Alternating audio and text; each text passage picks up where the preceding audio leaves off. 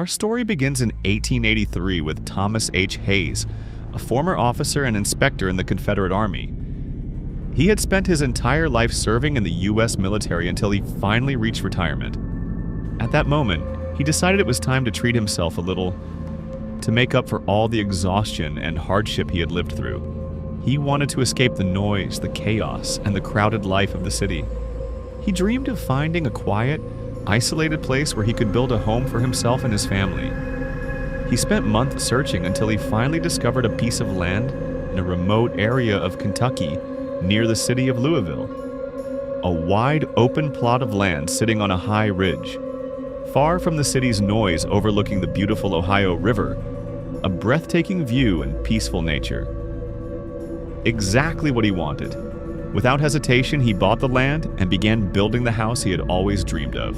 His family moved into their new home before a serious problem appeared. One he never expected. The house was extremely far from most public services, and Thomas had young daughters who were still in school. The distance made it almost impossible for them to attend classes regularly, and their education began to suffer. Thomas suddenly found himself torn between two painful choices.